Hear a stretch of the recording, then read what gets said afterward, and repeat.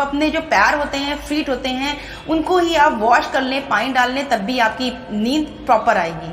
Hello everyone, मैं हूँ doctor प्रीति। आपका बहुत बहुत स्वागत है मेरे यूट्यूब चैनल में। दोस्तों, अपने चैनल पर मैं आपको डिस्कस करती हूँ डिजीज़ के बारे में, और उसके बाद मैं पूरी कोशिश करती हूँ कि आपको मेडिसिन की ज़रूरत ना पड़े, आप सेल्फ मैनेजमेंट के थ्रू ही आप डिजीज़ को कंट्रोल कर लें। दोस्तों, मैंने सेल्फ मैनेजमेंट के लिए मैं इसलिए ज़्यादा प्रेशर देती हूँ क्योंकि अगर आप सेल्फ मैनेजमेंट करते हैं और उससे आप ठीक हो जाते हैं तो इसका मतलब है कि आपकी इम्यूनिटी प्रॉपर वर्क कर रही है, तो आपको मेडिसिन की ज़रूरत नहीं है। दोस्तों, इसके बावजूद भी अगर आपको कोई रिलीफ नहीं मिल रहा है तब आप मेडिसिन की तरफ जाएंगे। दोस्तों, आज हम बात करेंगे अनिद्रा यानी कि इंसोम्निया के ऊपर। ये एक बहुत ही कॉमन प्रॉब्लम है। इसको डिजीज़ नहीं बोलेंगे, एक प्रॉब्लम ही बोलेंगे जिसके लिए पूरी दुनिया परेशान रहती है। दोस्तों, इससे पहले मैं ये बोलना चाहूँगी कि जो भी मेरे चैनल पर पहली बार आए हैं वो मेरे चैनल को सब्सक्राइब कर दें और बेल आइकन को भी प्रेस कर दें, जिससे कि मेरे आगे आने वाली वीडियो के बारे में आपको पता चलता रहे।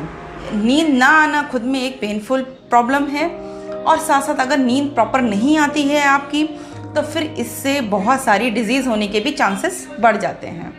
चलिए दोस्तों, वीडियो स्टार्ट करते हैं।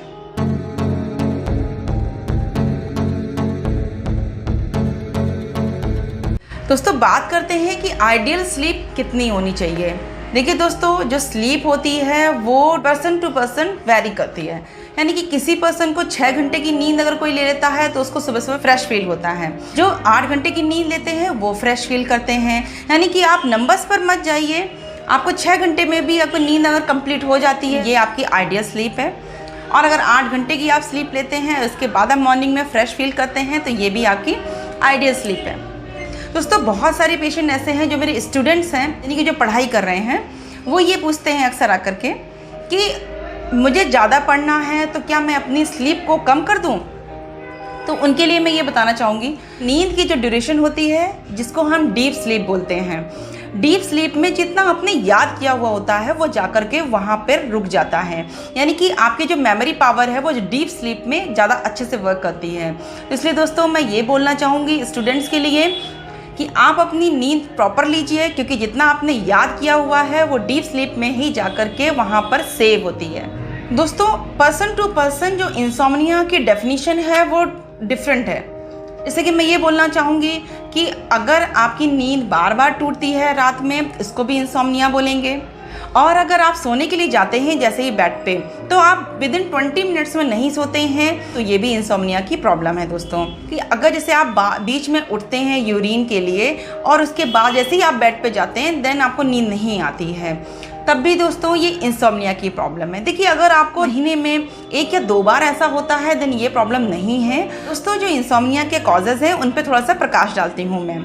जैसे कि अगर आपका जो लाइफस्टाइल है वो बहुत ही बिगड़ा हुआ है, यानी कि आजकल के टाइम में ऐसा हो गया है कि आपकी नाइट शिफ्ट होती है, कभी डे शिफ्ट होती है, मतलब सोने का पैटर्न है वो डिफरेंट हो रहा है, आपको इंसोम्निया की प्रॉब्लम हो सकती है। बहुत से लोग ये बात बोलते हैं कि जैसे ही वो वाटर इंटेक ज़्यादा करते हैं तो उनको यूरिन के लिए बार बार रात में जाना पड़ता है, जिसकी वजह से भी उनको नींद में प्रॉब्लम होती है। दोस्तों, कभी कभी ये भी देखा गया है कि अगर आपको कोई एंजाइटी है या फिर मिस हैपनिंग आपकी लाइफ में कुछ हो गई है, यानी कि स्ट्रेस है आपको, तब भी नींद ना आने की वजह हो सकती है।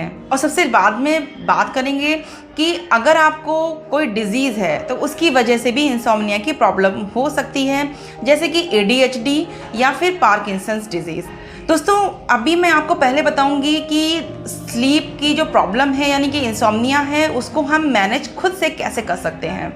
सबसे पहले मैं बात करूंगी कि आपका जो रूम है वो डार्क होना चाहिए, यानी कि या तो डिम लाइट जलनी चाहिए यहाँ पे या फिर वो डार्क होनी चाहिए फुल। दूसरी बात करूंगी मैं दोस्तों कि अगर आपका रूम का जो टेम्परेचर है बहुत ज़्यादा हाई रहता है या बहुत ज़्यादा ही लो रहता है, तब भी आपको नींद ना आने की प्रॉब्लम हो सकती है। तो फिर पूरी कोशिश करिए अपने रूम के टेम्परेचर को नॉर्मल रखने की। दोस्तों, मैं उन लोगों के बारे में ये बात कर रही हूँ जिन लोगों को प्रॉब्लम है नींद की।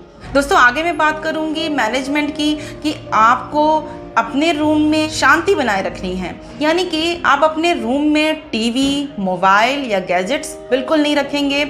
बहुत से लोग दोस्तों ये बोलते हैं जैसे कि वो दिन में अगर नैप ले लेते हैं यानी कि छोटी सी नींद ले लेते हैं तो रात में उनको प्रॉब्लम होती है। तो दोस्तों अगर आप दिन में नैप लेंगे तो ज़्यादातर लोगों को प्रॉब्लम होती ही है, तो आप दिन वाली नींद ना ही लें। देखिए होता क्या है कि अगर आपका फूड पैटर्न जो है वो भी अगर बिगड़ा हुआ है तब भी आपको नींद की प्रॉब्लम हो सकती है। आपको अपना नाश्ता हैवी रखना है, लेकिन जो नाइट का खाना है वो बहुत ही लाइट रखना है। दोस्तों मैं यहाँ पे ये नहीं कह रही हूँ कि आपको मैंने लाइट बोला है तो आप बिल्कुल भूखे ही रहने लगे रात में। नहीं, आपको रात में भूखे नहीं रहना है, क्योंकि रात में अगर भूखे रहेंगे तो आप जब सो रहे होंगे तो उस बीच में भी आपको भूख लगेगी, उसकी वजह से भी आपकी नींद टूटेगी। बहुत सारे लोग होते हैं जिनको चाय या कॉफ़ी लेने की आदत होती है। तो दोस्तों 7 बजे के बाद इवनिंग में आप कॉफ़ी या चाय नहीं लीजिए, क्योंकि ये अगर इनटेक आप ज़्यादा करेंगे तो आपको यूरिन की प्रॉब्लम रात में हो सकती है, जो कि आपकी नींद को डिस्टर्ब करेगी। दोस्तों यहाँ पर मैं मेडिसिन बताने से पहले थोड़े से उपाय भी बताऊंगी। ये अवॉइड करने की चीज़ें थी, अब आपको करना क्या है, यानी कि उपाय क्या है। देखिए दोस्तों, अगर आप ये काम कर सकते हैं, यानी कि आप रात में गुनगुने पानी से बाथ ले सकते हैं, तो ये आपकी स्लीप को इंड्यूस करेगा। अगर ये नहीं कर सकते हैं तो कम से कम आप अपने जो पैर होते हैं उनको ही आप वॉश कर लें, पानी डाल लें, तब भी आपकी नींद प्रॉपर आएगी। दोस्तों अगर आपकी स्लीप साइकिल डिस्टर्ब है तो उसको मेंटेन करिए।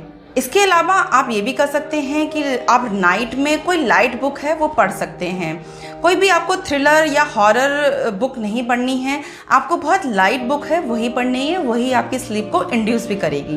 दोस्तों मैं और ये सजेस्ट करूँगी आपको कि जब भी आपकी रात में नींद खुलती है तो don't look at your watch, यानी कि आप रात में टाइम को नहीं देखेंगे, आप थोड़ी देर के लिए बाहर चले जाइए। दोस्तों मेडिसिन बताने से पहले मैं आपको थोड़ा सा सजेशन देना चाहूँगी कि देखिए दोस्तों, अगर आपको कोई भी बीमारी है उसकी प्रॉपर केस टेकिंग के बाद ही जो मेडिसिन आती हैं वही आप पे अच्छा इफेक्ट दिखाती हैं। क्योंकि देखिए दोस्तों, और पैथी में अगर आप मेडिसिन लॉन्ग टर्म पे चलाएंगे तो आपके साइड इफेक्ट्स होने के सारे चांसेस होते हैं।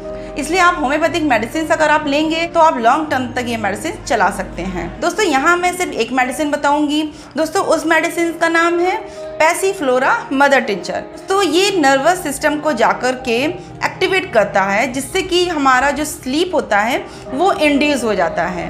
तो दोस्तों लेना कैसे है, 20 ड्रॉप्स 1/4 कप पानी में आपको मॉर्निंग में लेना है, 20 ड्रॉप्स ही आपको 1/4 कप पानी में आपको आफ्टरनून में लेना है, और 30 ड्रॉप्स आपको नाइट में लेना है 1/4 कप पानी में। आपकी जैसे ही स्लीप पैटर्न 10 डेज में या 15 डेज में सही हो जाती है दोस्तों, जो रात वाला जो डोज है बस उसको ही रेगुलर रखना है, यानी कि 30 ड्रॉप्स आपको 1/4 कप पानी में डेली लेना है रात में। इससे आपकी जो स्लीप है वो रेगुलर हो जाएगी। दोस्तों आशा करती हूँ कि आपको मेरा वीडियो पसंद आया होगा, तो इसको लाइक करें और ज़्यादा से ज़्यादा लोगों को शेयर भी करें।